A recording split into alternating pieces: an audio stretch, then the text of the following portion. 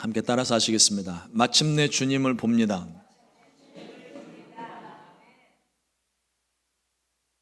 오늘 함께 봉독한 누가복음 2장 25절로 33절의 말씀으로 마침내 주님을 봅니다, 이와 같은 제목으로 함께 말씀의 은혜를 나누겠습니다. 의도했던 건 아닌데 오늘 새벽 예배 큐티 본문이랑 말씀이 겹쳐요.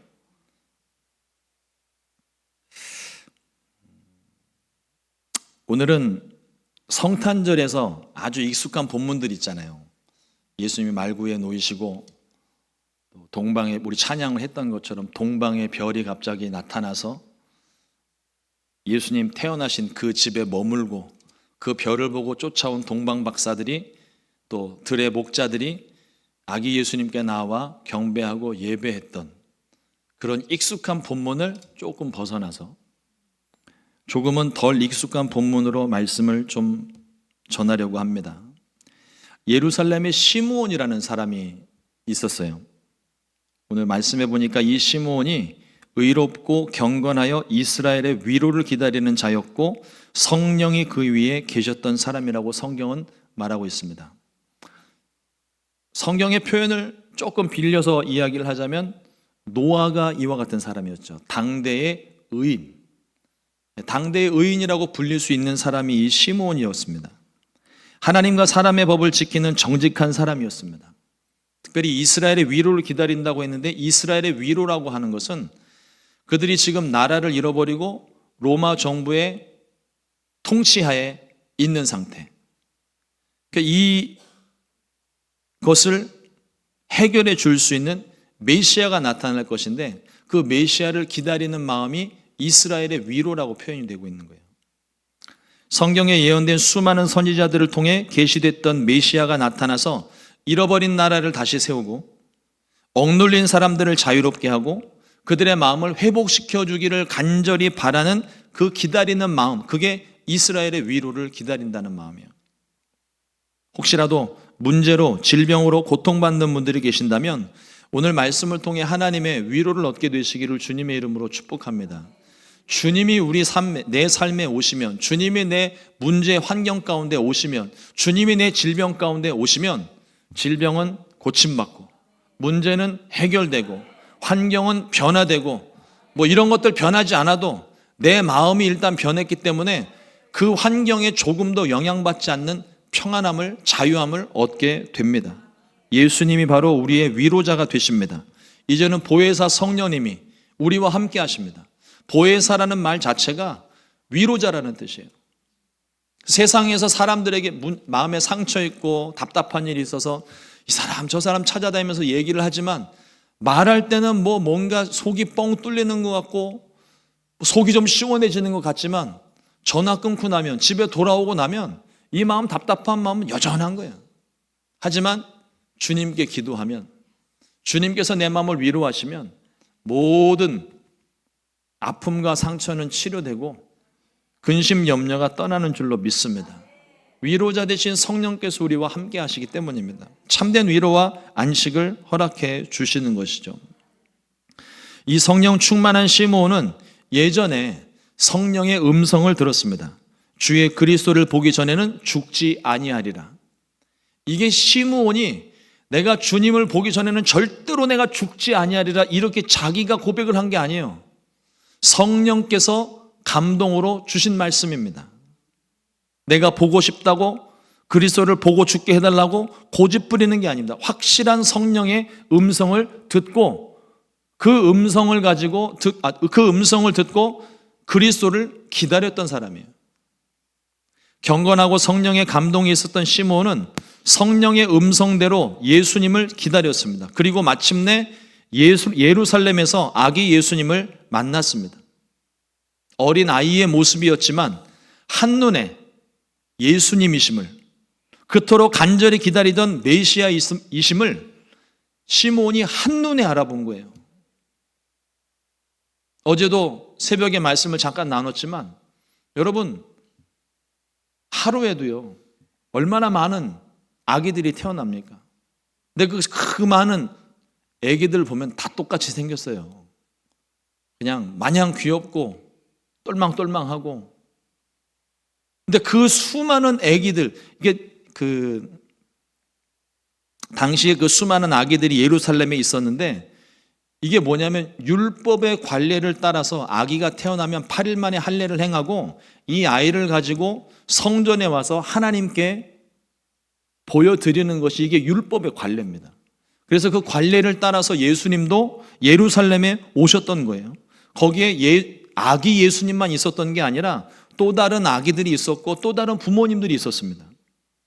예수님도 그 율법의 관례대로 성전을 찾았던 거예요. 누가복음 2장 27절에 보면 성령의 감동으로 성전에 들어가매 마침 부모가 율법의 관례대로 행하고자 하여 그 아기 예수를 데리고 오는지라. 이 수많은 아기들 중에 아기 예수님을 발견한 사실 자체가 기적인 겁니다. 아기 예수님, 수많은 아기들도 있지만 그 수많은 아기들을 보는 수많은 또 사람들이 있어요. 근데 수많은 사람들 중에 아기 예수님을 알아본 사람은 한 사람밖에 없는 거예요. 어떻게 수많은 아이들 중에 이 예수님을, 아기 예수님을 알아볼 수 있었을까요? 성령의 감동이 있었기 때문입니다.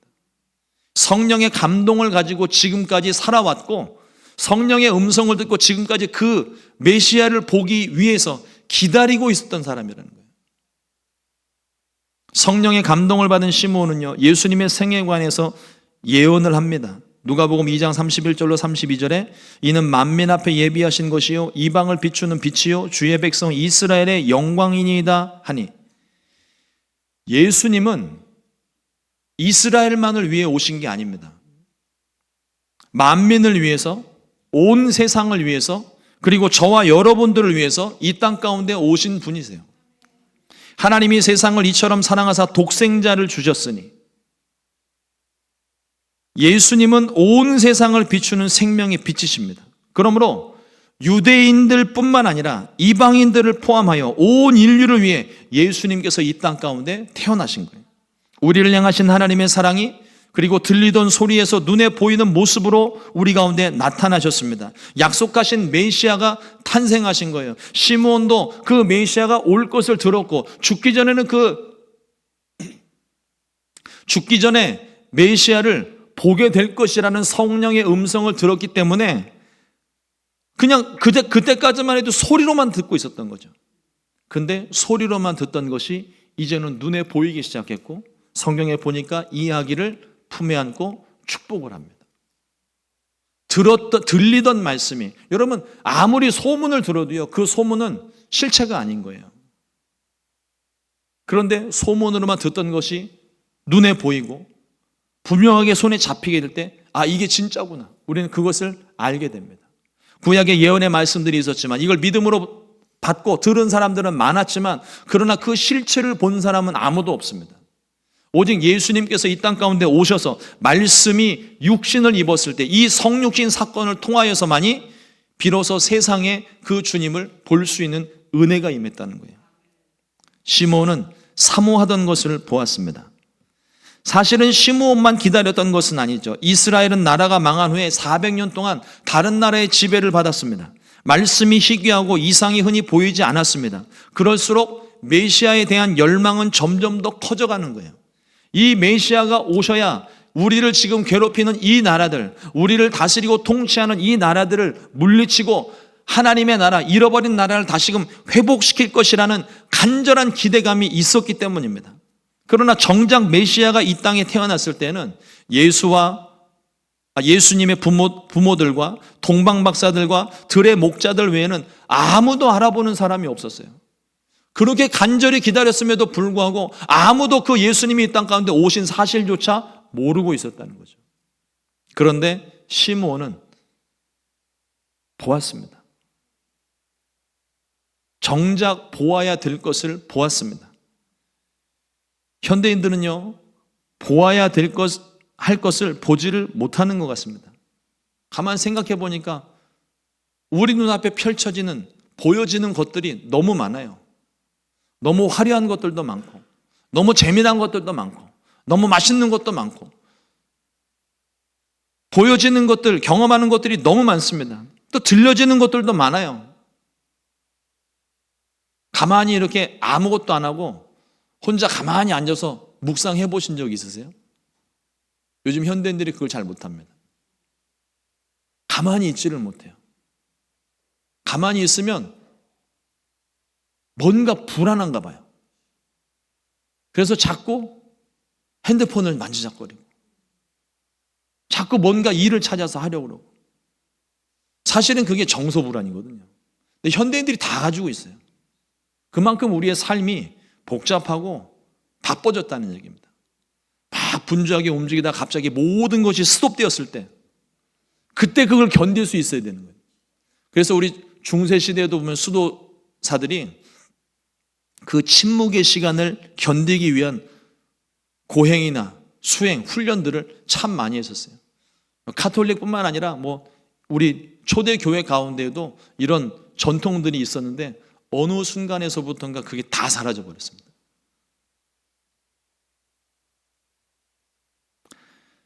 보아야 할 것을 보지 못하고 들어야 할 것을 듣지 못하기 때문에 깨닫지도 못하는 겁니다. 우리 지금 바쁜 일상 가운데서 잠시 쉼의 시간이 필요해요. 육체를 위해서도 필요하지만 영을 위해서도 필요한 겁니다. 여러분, 불나방들이 왜 불을 향해서 달려드는지 아십니까? 원래 그 불빛을 보고 뛰어드는 거라고 생각을 하잖아요. 근데 이거에 대한 우리가 다 불나방이 아니니까 불나방의 생각을 우리가 어찌 알겠습니까? 과학자들이 이걸 끊임없이 연구를 했나 봐요. 2024년에 발표된, 그러니까 우리 기존에는 불을 보고 뛰어 들어간다라고 생각을 하는 것이 일반적으로 우리가 알고 있는 상식이었었는데 2024년도에 연구된 논문을 보니까, 발표된 논문을 보니까 원래는 야행성이기 때문에 야행성을 가지고 있는 곤충이나 동물들은요, 빛을 보면 등지고 가게 돼 있대요.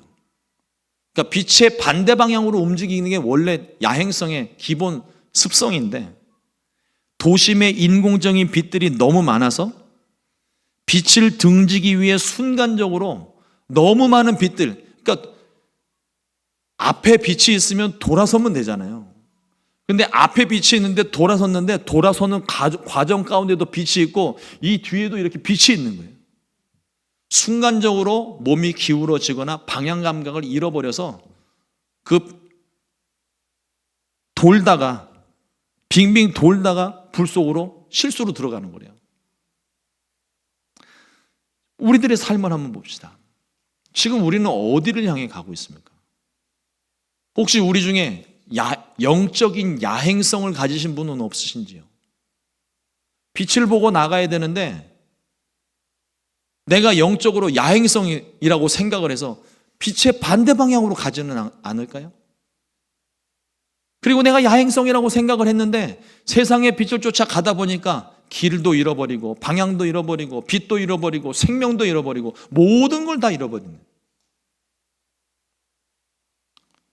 성령과 믿음으로 말미암아 보아야 할 것을 보고 들어야 할 것을 듣고 방향을 잃어버리지 않게 되시기를 주님의 이름으로 축복합니다.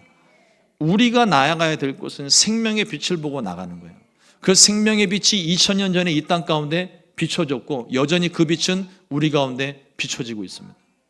우리는 그 빛을 보고 나가는 거예요. 그런데 주변에 너무 많은 세상의 빛들, 너무 많은 세상의 유혹과 너무 많은 세상의 소리들이 들리다 보니까 정작 들어야 될 소리를 듣지 못하고 정작 보아야 될 것을 보지를 못하고 정작 나아가야 되는 방향조차도 깨닫지 못해서 엉뚱한 곳에 가서 헤매는 경우들이 너무나도 많이 있는 것 같습니다. 사랑하는 성도 여러분, 예수님과 동행하게 되시기를 주님의 이름으로 축복합니다. 근데 저는 성탄절이 되면 항상 생각해 보는 것이 있어요. 여러분들에게 한번 그 질문을 드려보겠습니다. 2025년 12월 25일에 오늘 오후 중부 마켓에 예수님이 오신다고 한다면 왜 웃으시는 거예요? 좋아서. 다시 한번 예수님께서 육신을 입으시고 중부 마켓에 오신다면 과연 우리는 그 주님을 알아볼 수 있을까요? 이거를 생각해 보셔야 됩니다. 주님이 중부 마켓이 아니라 H마트 됐건 여기 데스플레인이 됐든 어디에 오시든지 간에 심지어는 내가 주유소에서 가스를 넣고 있는 중에 옆차에 주님이 계셨을 수도 있는 거예요. 그 주님을 볼 수 있는 영적인 민감함이 있어야 됩니다.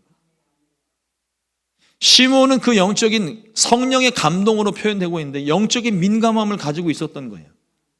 그러니 그 수많은 아기들 중에, 그 수많은 인파들 중에 한눈에 그 아기를 알아보고 세상을 비추는 빛이라고 축복하고 품에 안았던 겁니다. 이제는 내가 자유함을 누릴 수 있겠다. 한편으로는 그런 생각이에요. 시몬이 지금까지 오면서 얼마나 힘들었을까. 예수님을 보기 전까지는 죽지 못한다고 그래서 죽고 싶은데 죽지도 못하는 거예요. 몸은 점점 힘들어져 가는데 예수님 이제 나오시나 저제 나오시나 그러던 중에 아기 중에 있는 예수님을 보고 이제 내가 자유함을 누리게 됐다고 고백을 하는 거예요. 어디에 예수님이 오시든 육신을 입고 이 땅 가운데 오시든 영적으로 우리 가운데 오시든 예수님을 알아볼 수 있게 되시기를 주님의 이름으로 축원합니다. 한눈에 알아보셔야 돼요. 긴가민가 하면 벌써 각오 없으실 거예요. 한눈에 예수님을 알아보아야 주님이시다. 예수님께서 물 위를 걸어오실 때 풍랑 가운데 있는 그 제자들 중에 예수님 물 위를 걸어오실 때 한 제자가 알아보지 못하고 유령이 나타났다 그랬어요. 나머지 제자들이 다 그 소리를 듣고 진짜 유령인 줄 알고 혼비백산하는데 그 중에 딱 한 사람이 주님이시다 그래요. 성경에 그 사람의 이름은 기록하고 있지 않지만 사도 요한입니다. 주께서 사랑하시는 제자가 주님을 알아보고 주님이시다. 여러분 이와 같은 은혜가 저와 여러분들에게 있게 되기를 주님의 이름으로 축복합니다. 오늘 이 땅에 주님 다시 오셔도 우리는 그 주님을 알아볼 수 있어야 돼요. 그러므로 늘 성령 충만해야 되고 늘 성령의 감동을 가지고 살아야만 하는 것입니다. 예전에 제가 한국을 방문했을 때 함께 신앙생활을 했던 구역 식구들을 지나가다가 만났어요. 그때만 하더라도 교회가 너무 연약했고 또 온 지도 얼마 되지 않아서 제가 선교대회를 2년마다 한 번씩 나갔었거든요. 2년마다 한국을 방문하니까 되게 오래간만에 보는 건가 봐요. 지나가다 보니까 함께 예전에 신앙생활했던 구역 식구들을 만나서 저 이제 가가지고 이렇게 막 이름 보내면서 앞에서 막 이거 아는 척 하는 거 제가 되게 싫어하거든요. 뒤에 조용히 가서 귀에다 대고 권사님 그랬거든요. 근데 이 권사님이 뒤를 딱 쳐다보더니 그대로 멈춰버린 거예요. 저를 오래간만에 봐서 너무 감동해서 멈췄는 줄 알았어요. 이렇게 한참 보더니 한 10초쯤 있다가 어머 목사님이시네 그러는 거예요.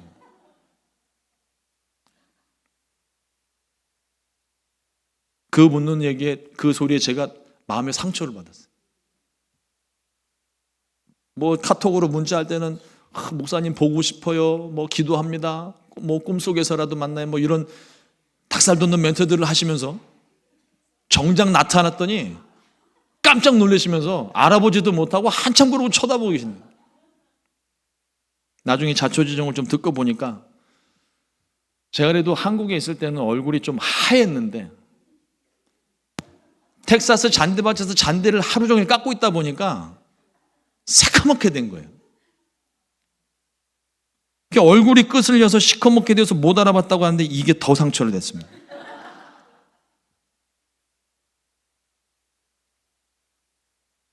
시카고에 와서 잔디를 안 깎으니까 다시 얼굴이 하얘지는 거예요.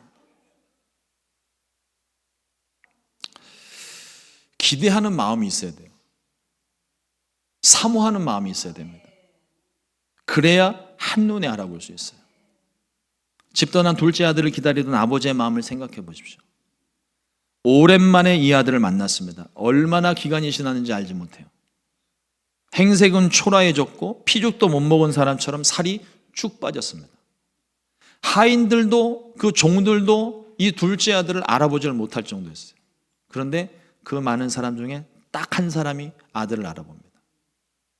아버지죠.